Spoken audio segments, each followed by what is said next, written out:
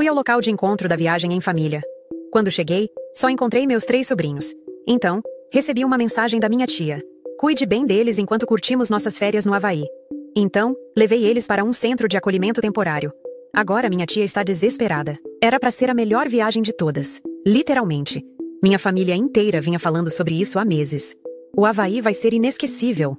Sol, praia, nada de problemas. Cada grupo no WhatsApp, cada ligação, cada almoço de domingo. Tudo girava em torno da bendita viagem pro Havaí.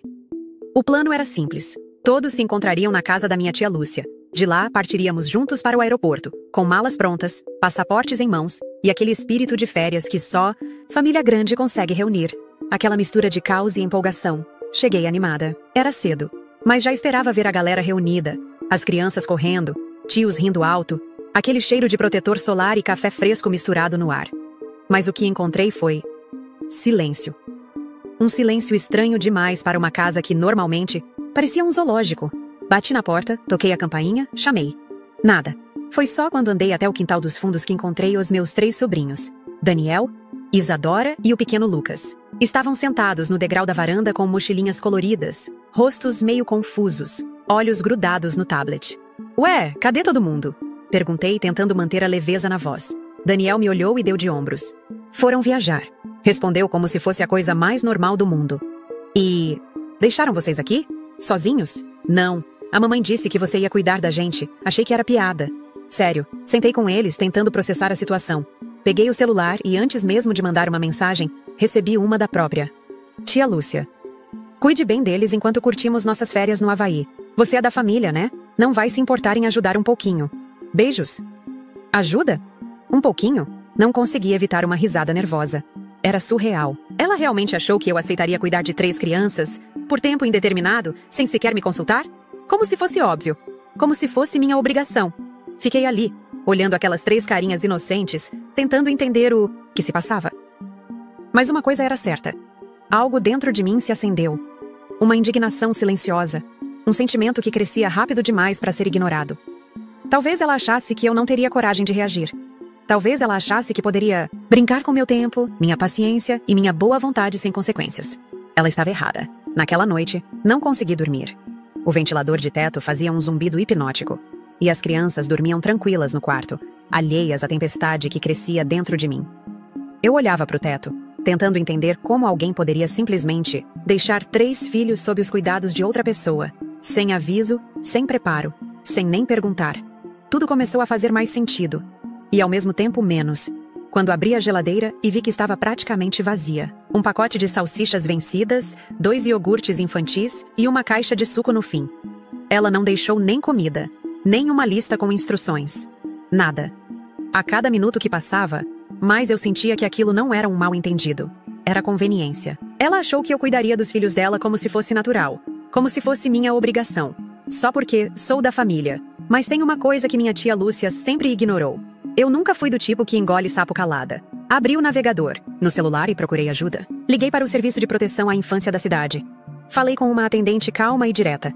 Contei tudo com detalhes, como se fosse de outra pessoa.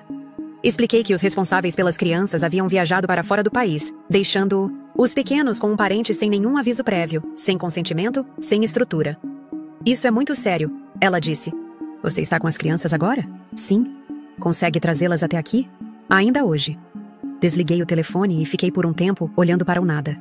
Estava prestes a fazer algo grande, algo que minha tia jamais esqueceria. Mas naquele momento, não era sobre vingança, era sobre responsabilidade. Alguém precisava mostrar que certas atitudes têm consequência. Chamei os 3, disse que íamos dar uma voltinha. Daniel me olhou desconfiado. A mamãe vai voltar?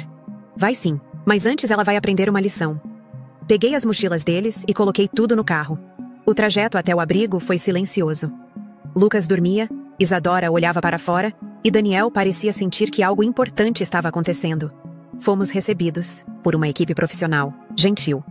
Eles acolheram as crianças com cuidado e fizeram as perguntas de praxe. Tudo foi feito com respeito e seriedade.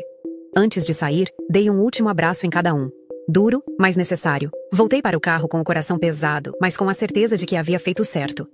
Foi então que meu celular vibrou. Era um vídeo. Minha tia, de frente para o mar azul turquesa, flor no cabelo, um drink colorido na mão. Aloha! Espero que esteja tudo tranquilo aí com as crianças. Aqui tá incrível. Obrigada, viu? Você é demais. Sorri. Digitei apenas. Relaxa. Tá tudo sob controle. Horas depois, ela começou a receber as notificações. Ligaram da cidade. Mensagens urgentes. Chamadas perdidas. A ficha começou a cair. A viagem dos sonhos dela estava oficialmente comprometida. E olha, eu ainda nem comecei a me divertir. Parte 2. Demorou menos de 24 horas para minha tia Lúcia perceber que não estava mais no paraíso. Começou com as mensagens desesperadas. Primeiro, ela tentou fingir calma. Oi, querida, o que tá acontecendo? Recebi umas ligações aqui meio estranhas. Você tá bem? As crianças estão bem, né? Eu li, respirei fundo e deixei no vácuo. Minutos depois, vieram os áudios. A voz dela já tremia. Ela pedia explicações, tentava entender como a simples ajuda de um fim de semana tinha virado uma confusão tão grande. Mas a verdade é que ela nunca me perguntou se eu estava disponível. Simplesmente decidiu por mim. E quando você trata as pessoas como se fossem recursos gratuitos, uma hora elas te surpreendem. Quando finalmente ela percebeu a gravidade da situação, veio o desespero real. No terceiro áudio, ela chorava. Dizia que precisava antecipar a volta, que estava tentando remanejar o voo, que isso podia dar problema. A expressão que ela usou, inclusive, foi essa. Eu só queria um tempo pra mim. Eu confiei em você. Agora estão achando que eu fui irresponsável. Você não podia ter feito isso. Ah, como podia sim. A sensação era estranha. Parte de mim se sentia mal. Não pelas crianças que estavam bem cuidadas, mas por ver um pedaço da família se desmoronar. Porém, outra parte, mais profunda, sentia que algo finalmente se equilibrava.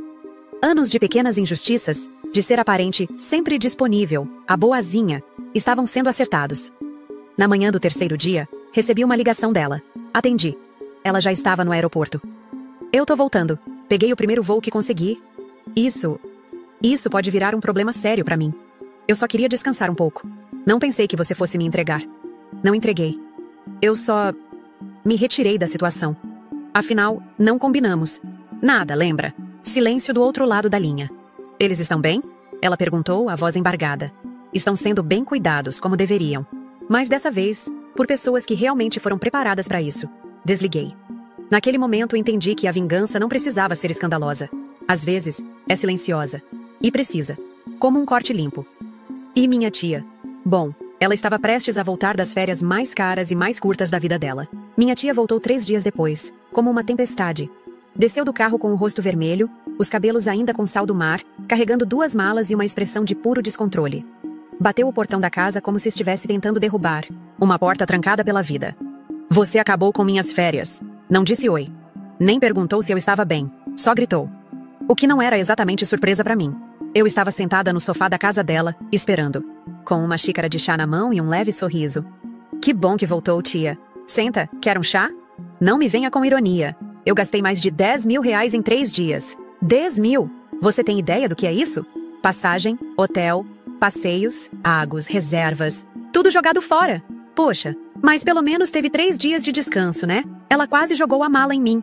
Você não tinha o direito. Eles são meus filhos. E eu nunca disse que não eram. Mas me diga, em qual momento? Você me perguntou se eu podia cuidar deles? Ela ficou em silêncio por um segundo, mas logo revidou. Isso não justifica o que você fez. Poderia ter me avisado, me chamado, qualquer coisa. Como você me chamou? Com uma mensagem já do aeroporto? Mandando foto com aloha? Me desculpa, mas não é assim que se organiza uma viagem deixando 3 crianças com alguém que nem... Sabia que ia ficar com elas. Ela se jogou no sofá, exausta. As malas abertas no chão. Um biquíni pendurado na lateral da mochila. Olhava ao redor como se estivesse voltando de um pesadelo. E talvez estivesse mesmo. O pior, ela disse mais. Calma, é que os outros ficaram lá. Meus irmãos, meus primos. Todos curtindo. E eu tive que voltar sozinha. Tive que inventar uma desculpa absurda. Ninguém entende por que voltei tão de repente. E eu não sei nem por onde começar a resolver isso. Eu apenas observei. Não havia prazer em vê-la destruída, mas havia justiça. Pela primeira vez em muito tempo, ela estava sentindo na pele o que era ser deixada de lado, sem apoio, sem aviso. Você ainda pode consertar as coisas, tia, eu disse. Mas vai ter que começar a assumir as próprias decisões. Ela não respondeu. Apenas ficou ali, pensativa. E pela primeira vez, talvez, sem uma resposta pronta na ponta da língua. A vingança estava feita, mas a história ainda não tinha acabado. Parte 3. No mesmo dia em que voltou, minha tia decidiu ir buscar os filhos no abrigo. Chegou até a me pedir para ir junto, como se isso fosse suavizar as coisas. Recusei com educação. Aquela era uma responsabilidade dela, e só dela. Vi ela sair, ainda, com o rosto cansado, sem maquiagem, com a roupa amarrotada de quem saiu do paraíso direto pro choque de realidade. Levava nas mãos alguns papéis, provavelmente documentos que conseguiu juntar às pressas. Horas depois, ela voltou. O rosto estava ainda mais abatido. E os filhos não vieram com ela. Eles disseram que só posso levá-los amanhã. Tem um procedimento. Entrevistas, verificação de documentos, acompanhamento. E ela hesitou. Eu precisei pagar uma taxa. Ah, é? R$ 2.374. Isso sem contar o táxi e o tempo perdido. Eles disseram que foi para cobrir despesas de alimentação, alojamento e atendimento psicológico emergencial. Você acredita? Eu acredito sim. Criança precisa de estrutura. E bom, alguém teve que cuidar deles, né? Ela me lançou um olhar fulminante, mas estava exausta demais para retrucar. E como eles estavam? Perguntei, quebrando o silêncio. Ela abaixou os olhos. Daniel mal quis olhar na minha cara. Isadora estava quieta, de braços cruzados.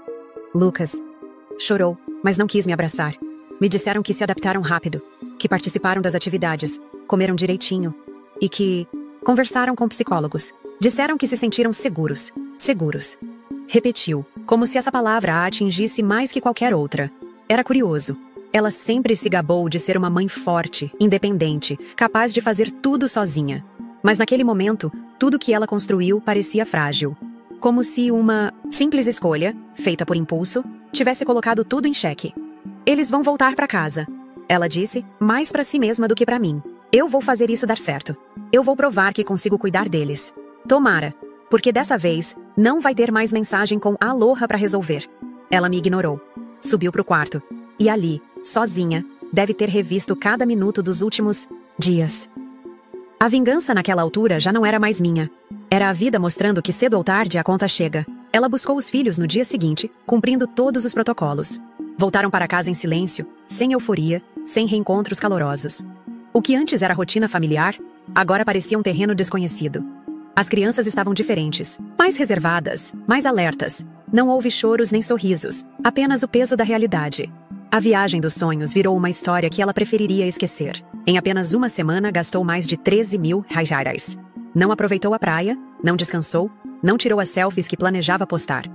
Todo o planejamento virou um acúmulo de prejuízos, burocracia e desgaste emocional. E tudo isso por ter acreditado que poderia impor sua vontade como sempre fez, sem pedir, sem consultar, sem pensar nas consequências. Essa foi a minha vingança. Não uma vingança feita de gritos, vingança de novela, vingança teatral. Foi uma vingança silenciosa, construída com a própria arrogância de quem acreditava que os outros sempre estariam disponíveis. A vida não avisou, apenas devolveu, com juros, tudo o que ela tentou empurrar goela abaixo. Ela acreditava que o mundo girava ao redor de seus planos, mas descobriu, da forma mais dura, que respeito não se exige com imposição, e confiança não se compra com laços de sangue. Perdeu o controle, o prestígio entre os familiares, e mais difícil ainda, perdeu a inocência dos próprios filhos diante de sua figura. A lição ficou gravada. Ninguém pode manipular todos ao redor impunemente. Um dia, as pessoas cansam. Um dia, alguém reage.